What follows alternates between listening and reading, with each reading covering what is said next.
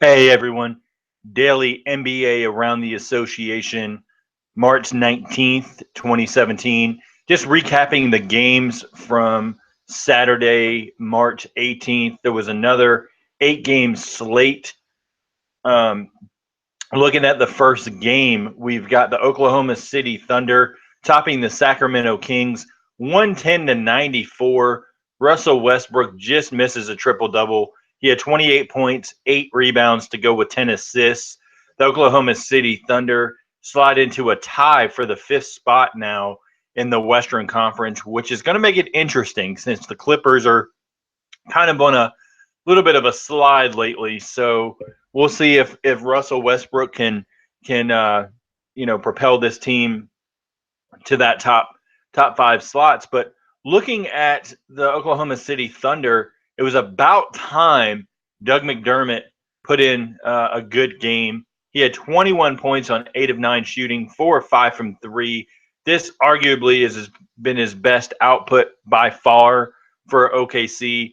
And this is kind of what Doug McDermott has been his career because with Chicago he had a couple great games and then he had a couple stinkers as well. So hopefully Doug McDermott can get acclimated into the team and really make a push to be better. But I was kind of sad to see Jeremy Grant's kind of getting pushed out of the rotation now with Doug McDermott there, and then of course Taj Gibson starting. You've got Domantas Sabonis, playing major minutes still. So interesting, kind of how those rotations are shaking out in OKC. But looking at Sacramento's side, you had to be encouraged with this game.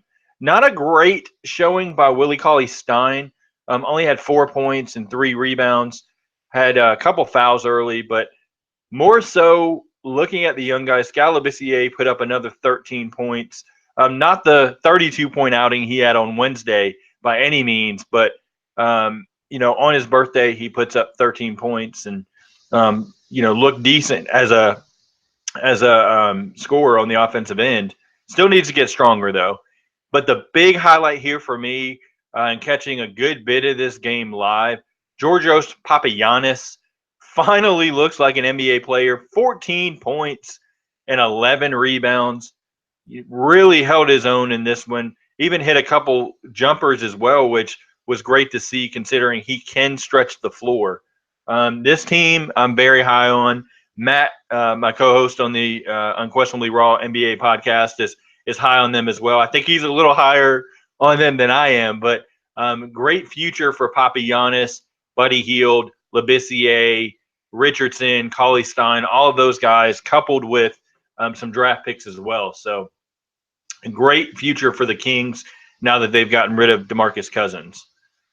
Next game on the slate, the Portland Trailblazers edge out a win against the Atlanta Hawks, 113-97. This was a much-needed win for Portland as they're trying to make up ground for that ace spot in the Western Conference, trailing the Denver Nuggets right now only by a game and a half, which is easily able to be made up because Denver has had some injuries with Gallinari and Chandler, and kind of struggling right now to take stranglehold of that last spot. But again, it's Lillard and McCollum doing great things on the offensive end.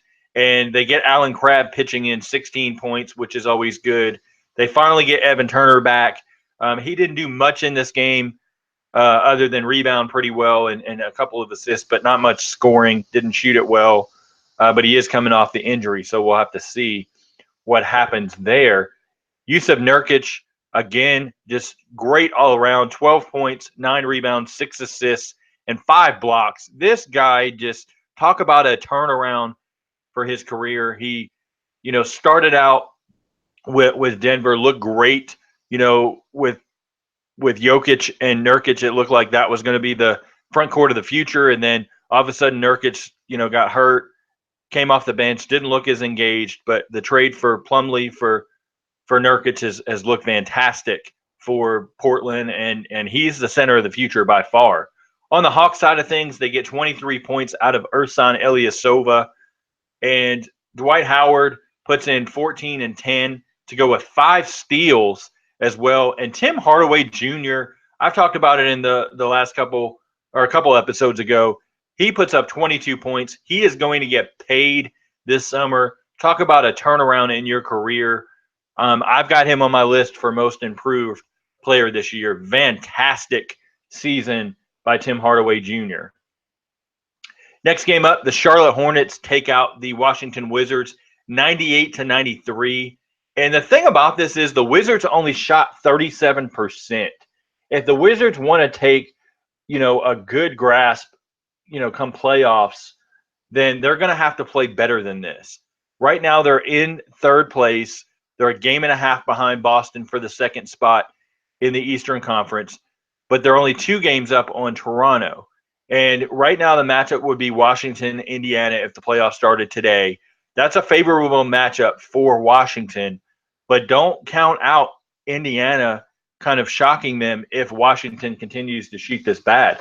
And Charlotte, more than likely, they're out of the playoffs. They're about 4 games back from the playoff race. That's kind of hard to make up, ground in that short bit of time.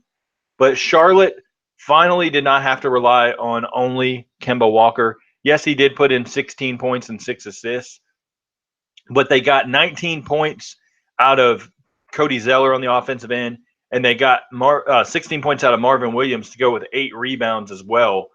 So, fantastic. Frank Kaminsky continuing his surge this season, 14 points off the bench, along with Marco Bellinelli chipping in 11 for the Hornets.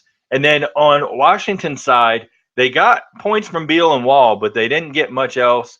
Bogdanovich put in 12 off the bench in 23 minutes, but nothing else really stood out. Otto Porter kind of struggled a little bit to start, came on late, but it wasn't enough for them. Yes, they were down Markieff Morris, so let's not get crazy that Charlotte, basically edged out the win over Washington. Oh, shocker. No, they're missing Markieff Morris, and just what he does on both ends of the floor is very valuable for the Washington Wizards so far this season.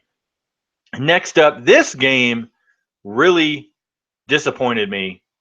The Cleveland Cavaliers, Los Angeles Clippers. The Cavs decide to rest Kyrie Irving, LeBron James. They already had Kyle Korver out, with injury, and then they also rest Kevin Love. If you're going to be an elite team that, basically is firing on all cylinders, come playoff time, it's kind of hard to, get a grasp playing actual playoff teams, what you're going to look like, long term. Yes, players deserve rest, but why do you have to rest all of them at the same time? I believe it's kind of cheating the fans that, pay, months in advance for a ticket, like, oh, we're salivating at this matchup, Chris Paul versus LeBron, and everybody's going to play, and then they don't. And even the league office kind of put in a call and was a little bit concerned with this, but it goes to show that maybe the scheduling needs to be reworked in the offseason this year, and not so many back-to-backs, or just kind of spread out a little more. Maybe this won't happen. But looking at the actual game, the Cavaliers end up losing this one, shocker, 108-78 to the Clippers. On the Cavs side of things, they got a bad shooting effort from J.R. Smith. Just hasn't looked right since coming back. He only shot 4-17 for 10 points. Darren Williams put in 11 points, 5 assists, but he also had 5 turnovers. Didn't look, very good there. But what I liked out of this one is they actually played Kay Felder 15 minutes. He didn't shoot great, only 4 of 12, but he put in 10 electric points there. Great to see him, get some decent minutes since, this is the championship Cavaliers team that you're not going to play much as a rookie. So glad to see him get some time there. On the Clippers side of things, 23 points, 8 rebounds out of Blake Griffin. DeAndre Jordan had 13 points, 17 rebounds. And then J.J. Redick put in 16 points, shooting the ball well for the Clippers. So all around great effort for them. The Clippers needed this win. Unfortunately, I wish it was, a better statement win for them, considering, the Cavaliers rested other really, really star players. So Next up on the slate, the Chicago Bulls take out the Utah Jazz. I don't understand this one. Utah has the chance to really, really push forward and really gel as a team going forward come the playoff times. And they kind of played to the level of their opponent, similar a little bit to Boston in the Eastern Conference. Right now they're fourth in the West. They've got a 2-game lead on the Clippers for the fifth spot. And actually I want to revise the standings. Oklahoma City is not tied for fifth. They are sixth right now. They're a half game behind the Clippers.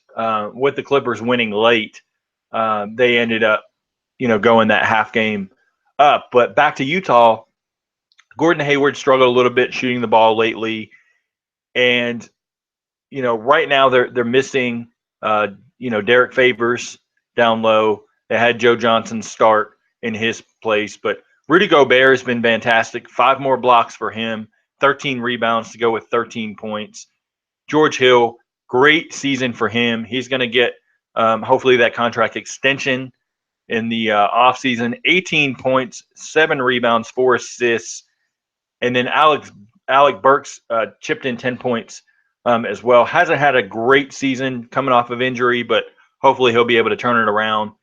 And Rodney Hood missed the game because of knee soreness. He's been kind of in and out of the lineup, so they're going to need Hood come playoff time for sure. But on Chicago's side of things, Nikola Mirotic is back in the starting lineup. Didn't do much in this one. And Jimmy Butler, of course, has been model of consistency. 23 points out of him to go with 7 assists. But they just don't have a lot on the team. Denzel Valentine's finally getting playing time. He's looked okay. He had 11 points in this one. Of course, the 12 rebounds were huge for him. But Bobby Portis gets benched in this one and has a career night, 22 points, 5 rebounds. So they've got to find model of consistency with the rotations if they want to have any shot to make the playoffs and overtake Miami or Milwaukee for that 7th or 8th seed. San Antonio Spurs fall to the Memphis Grizzlies. The Grizzlies forced 15 turnovers to go with 13 three-pointers in this one. And, on Memphis' side, Marc Gasol has looked great all year. He had 16, 5, and 7 in this one. And then you get a great output out of Mike Conley. He had 19 points, 7 rebounds, 6 assists. And then Zach Randolph, he's right there in the 6-man discussion. 18 points to go with 7 rebounds off the bench. It's sad that they lost Chandler Parsons for the season because I would have loved to see how he fit long-term in the starting lineup. But they did, as I mentioned yesterday, they did sign Wayne Selden for the rest of the season and let go of Tony Douglas. Wayne Selden only saw 1 minute of action in this one, and Andrew Harrison played the backup point guard role. So interesting to see that they're developing Andrew Harrison as a point guard rather than shooting guard. So curious to see how that works out long term. On the Spurs side of things, Kawhi Leonard and LaMarcus Aldridge were the main scorers in this one. 22 out of Kawhi, 21 out of LaMarcus Aldridge. Tony Parker's got to step up if they want to do anything come playoff time.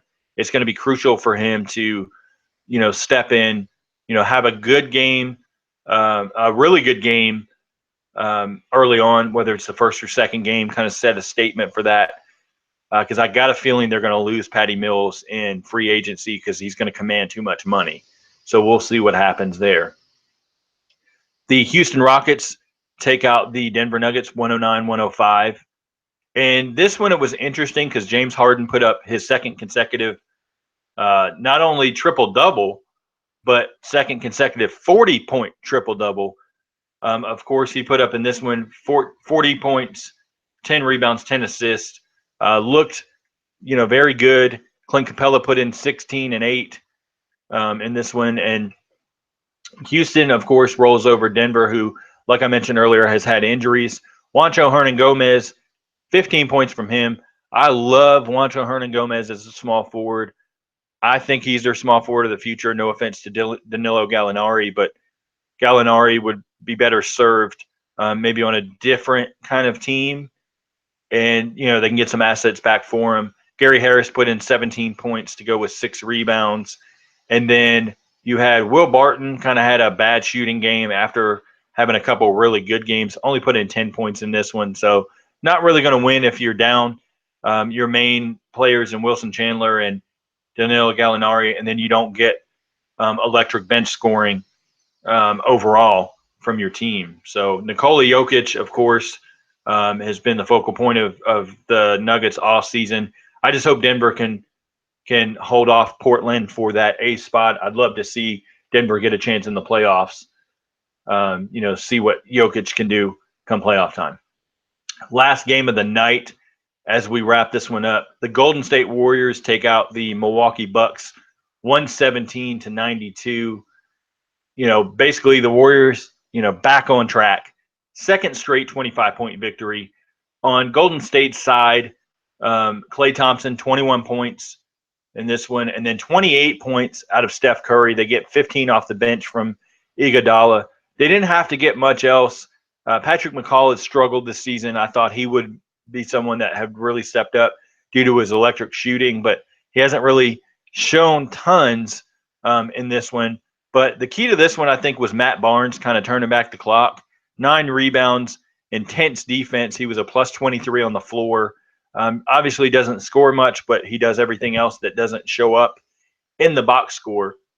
And then on Milwaukee's side of things, Giannis Antetokounmpo struggled, minus 26 in the plus minus on this one. Only 9 points, didn't shoot it very well. They didn't get much else. They got Malcolm Brogdon, some production out of him. He's been great. He's my runner-up for Rookie of the Year now that Embiid's probably not going to qualify enough games. Saric, of course, is the Rookie of the Year in my opinion. And then Greg Monroe and Mirza Teletovic put in 22 points off the bench to go with 10 rebounds combined.